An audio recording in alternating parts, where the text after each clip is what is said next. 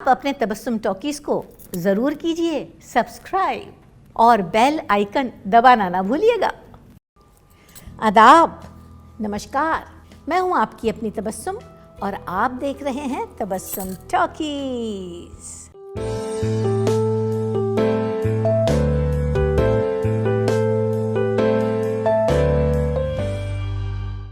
तू हिंदू बनेगा न मुसलमान बनेगा, इंसान की औलाद है इंसान बनेगा। दोस्तों, आज जिस मशहूर करेक्टर एक्टर की मैं बात कर रही हूँ, वो सिंगर भी बहुत अच्छे थे और गाने को अपना प्रोफेशन बनाना चाहते थे, लेकिन किस्मत ने उनको एक्टर बना दिया। और जब मैंने उनका इंटरव्यू लिया तो उन्होंने मुझे बताया और कहा कि तबस्सुम, फिल्मों में आने से पहले मैं प्रोफेसर था, कॉलेज में बच्चों को पढ़ाता था। तो मुझे बड़ा अजीब लगा और मैंने उनसे कहा कि ये तो बड़ी हैरत की बात है कि एक प्रोफेसर करेक्टर एक्टर बन गया। तो उन्होंने बताया, इसमें हैरत की कौन सी बात है तबस्सुम जी? मुझे याद है जब मैं एक्टर बना ही था 1945 में, तब भी किसी एक अखबार की सुर्खी थी कि कॉलेज का प्रोफेसर एक्टर बन गया। तो उसी सुर्खी को लेते हुए एक दूसरे अखबार ने लिखा कि भाई अगर कॉलेज का प्रोफेसर एक्टर न बनता तो किसी मंदिर का पुजारी बनता या मस्जिद का मुल्ला बनता। क्यों? ठीक कह रहे हैं आप। हाँ। लेकिन थोड़ा सा मेरे जहन में एक सवाल और कुलबुला रहा है। सिर्फ एक? फिलहाल तो एक, आगे चल के शायद लाइन और गिनती बढ़ पूछिए, सरे जाए। तस्लीम खम है जो मिजाजे यार में है। नहीं, मैं ये जानना चाह रही थी हाँ। कि आप प्रोफेसर थे ठीक है। और एक्टर बन गए। आर्ट वाले तो आ जाते हैं आर्ट में, लेकिन मैंने ये सुना है कि आपने एमएससी भी किया था।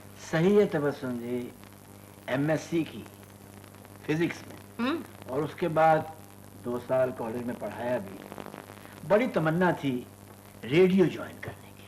अच्छा। और कुछ अजब सी उलझन में फंस गया मैं। जब भी मैं एक एग्जीक्यूटिव जॉब के लिए मैं अप्लाई करूं, बुलाया जाऊं इंटरव्यू के लिए, और सबके सामने जब मेरी इंटरव्यू हुई और कहने लगे, मनमोहन कृष्ण, तुम भाई एमएससी हो फिजिक्स में, हमें तो टेक्निकल साइड पे बहुत लोगों की जरूरत है, तुम उधर क्यों नहीं जाते? अच्छा। लीजिए साहब, अब टेक्निकल साइड के लिए अप्लाई किया। अब वहां जब बोर्ड के सामने गया तो उन्होंने जब मेरे कागजात देखे, कहने लगे, वाह वाह वाह वाह, मनमोहन कृष्ण, तुम डिबेटर हो, कॉलेज मैगजीन की हिंदी सेक्शन के एडिटर हो, गायक हो, भाई तुम्हें तो एग्जीक्यूटिव प्रोग्राम असिस्टेंट बनना चाहिए। तो तबस्सुम जी, धोबी का कुत्ता, ना घर का ना घाट का, बंदा आखिर में एक्टर था तो रेडियो में कैसे जाता? अच्छा, अब ये तो बताइए कि फिर बाद में फाइनली घाट पे बांधा किसने? किसने? गुरुदेव श्री शांताराव जी ने। और पूछिए कैसे? कैसे? जैसे मैं अर्ज कर चुका हूँ कि जब मैं कॉलेज पढ़ा रहा था, तमन्ना थी कुछ ऊपर आने की, ऊपर उठने की। तो रेडियो टेलीविजन इंजीनियरिंग करने के लिए मैंने बंबई में एक संस्था में अप्लाई किया। तो यहाँ भी इंटरव्यू के लिए बुलाया गया। तो यहाँ पर मैं किसी दावत में गा रहा था और शायद यही गाना गा रहा था, आई बहार आज आई बहार। और ये गाना सुनने के बाद एक सज्जन मेरे पास तशरीफ लाया और कहने लगे, यंग मैन क्या कर रहे हो? मैंने कहा, जी कॉलेज में पढ़ा रहा हूँ। क्या आगे क्या इरादा है? मैंने कहा, जी इरादा यही है कि रेडियो टेलीविजन इंजीनियरिंग करने के लिए अमेरिका जाना है, ये सोच रहा हूँ, और सुनता हूँ सिलेक्ट भी हो गया हूँ। But don't you think you are born for something else? तुम किसी और चीज़ के लिए पैदा हुए तुम्हारे। इतने में वो जो मेरे मेज़बान थे वो आए, कहने लगे, मनमोहन कृष्ण जी, जानते हैं आप किससे बात कर रहे हैं? मैंने कहा, जी क्षमा कीजिए, मेरा परिचय नहीं कराया गया और पता चला कि वो श्री हजूर शांताराम जी थे। अच्छा। तो मुझसे पूछने लगे कि यंग मैन, आप फिल्मों के बारे में क्या राय रखते हैं? मैंने कहा, जी जाती तौर पे तो मुझे कोई ऑब्जेक्शन नहीं, मगर मेरे माता पिता इसके बड़े खिलाफ है। क्यों? मैं इसीलिए कि शायद उनका चाल चलन ठीक नहीं रहता। पूछने लगे, क्या उम्र है तुम्हारी? तो उस समय मैं तबस्सुम कोई 22-23 साल का था। तो कहने लगे, don't you think you are old enough to look after yourself? बिल्कुल सही बात है। एनीवे, आप कल मेरे स्टूडियो राजकमल आइए। तो लो जी, दूसरे दिन मैं राजकमल कला मंदिर गया। 15 सितंबर 1945 को कॉलेज का लेक्चरर एक एक्टर बन गया। वाह। मुझे बहुत पुरानी एक बात याद आ रही है। हाँ। मेरे ख्याल से आज से लगभग 20-22 साल पहले आप हमें एक गाना सुनाया करते थे, और वो गाना ये था कि एक भिखारी था जिससे भीख मिलती ही नहीं थी। उसकी तकदीर में भीख थी नहीं, लेकिन तदबीर लड़ाई और भीख वसूल कर ली। जब मैं तुम्हें तसब्बुम कहा करता था तो बस तुम अपने श्रोताओं को और दर्शकों को ये थोड़ी सी एक तमहीद दे दूं कि हमारे पंजाब में एक मांगने वालों की जमात हुआ करती थी जिन्हें शायद सुथरे कहते थे। अच्छा, ये चीज मैंने भी बुजुर्गों से सुनी है। अब वो सुबह सुबह बाजार में मांगने आते थे, और क्या मांगते थे? ढेला। ढेला तो आजकल के बच्चों को पता भी नहीं क्या होगा। आधे पैसे को ढेला कहते थे, और पैसा आज वाला पैसा नहीं, 64 पैसे का जो रुपया बनता था ना, उस पैसे का जो आधा हिस्सा था उसको ढेला कहते थे। और वो लंबा सा लबादा पहने हुए, हाथ में यहाँ कुछ रिंग्स थे, और उसे बजा बजा के वो आते हैं। अब देखिए वो सुथरा जो आया है मांगने के लिए, और मांगता क्या है? ढेला। ढेला। अब वो ढेला मांग रहा है बड़ी शांति से। आपने थोड़ा सफाई से ढेला दे दिया तो ठीक है, नहीं दिया तो देखिए वो किस तदबीर से ढेला निकालता है।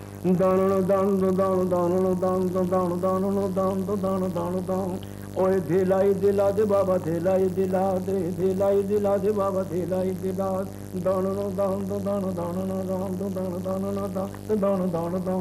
ओए ढेला ही दिला दे बाबा, ढेला। ढेला नहीं मिलता है थोड़ा सफाई से, क्योंकि तकदीर में नहीं है। अब क्या तदबीर लड़ाई जाए?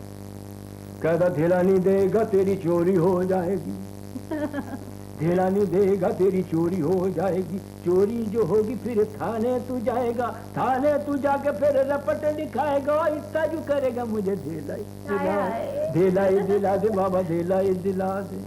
फिर नहीं निकाला ढेला किसी ने, नहीं मिला ढेला। अब मांगने वाले को थोड़ा थोड़ा गुस्सा आ रहा है। कहता ढेला नहीं देगा तुझे ताप चढ़ जाएगा, ढेला नहीं देगा तुझे ताप चढ़ जाएगा। ताप जो चढ़ेगा फिर डॉक्टर को बुलाएगा, डॉक्टर को बुला के फिर फीसें जो देगा। ओ इतना जो करेगा, ओहो इतना जो करेगा मुझे ढेला ही दिला दे, ढेला ही दिला दे बाबा, ढेला ही दिला दो जी। चोरी करा दी, ताप तक चढ़ा दिया, सामने वाला कस्टमर ने। अब कहता है बहुत गड़बड़ है। कहता ढेला नहीं देगा तेरी माँ मर जाएगी, ढेला नहीं देगा तेरी माँ मर जाए। माँ जो मरेगी फिर हरिद्वार जाएगा, हरिद्वार जाके फिर पांडव को खिलाएगा। इतना जो करेगा, ओहो इतना जो करेगा, हमें ढेला ही दिला दे, ढेला ही दिला दे बाबा, ढेला ही दिला दे।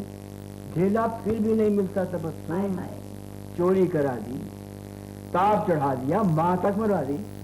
अब कहता है ढेला ये नहीं देगा तो आस पड़ोस वाले जो दूसरे दुकानदार है वो भी तो देख रहे हैं, कोई भी नहीं देगा, तो ढेला दिए बगैर टलना नहीं, तो कुछ टैक्टिक्स बदलने चाहिए।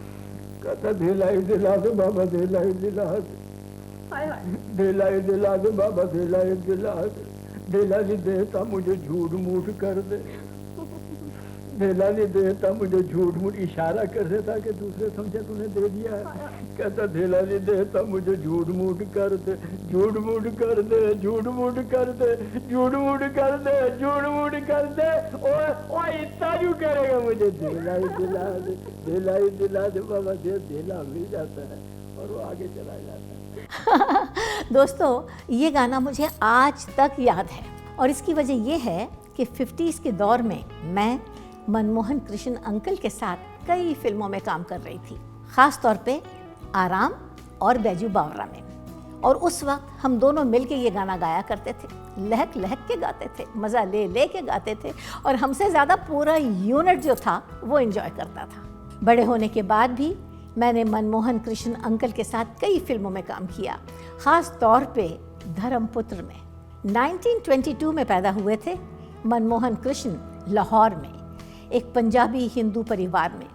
उन्हें इस बात की बहुत ज़्यादा तकलीफ़ थी कि वो सिंगर नहीं बन पाए, लेकिन कहते थे कि इस बात की खुशी भी है कि मैं सिंगर नहीं बना तो क्या हुआ, टॉप मोस्ट कैरेक्टर आर्टिस्ट बन गया। उसके खेल निराले वही जाने, अल्लाह जाने, वही जाने, अल्लाह जाने।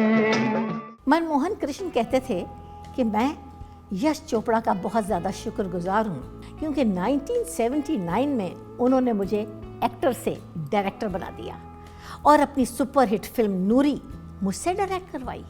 और वो फिल्म मेरी ज़िंदगी की पहली और आखिरी फिल्म थी बहैसियत डायरेक्टर।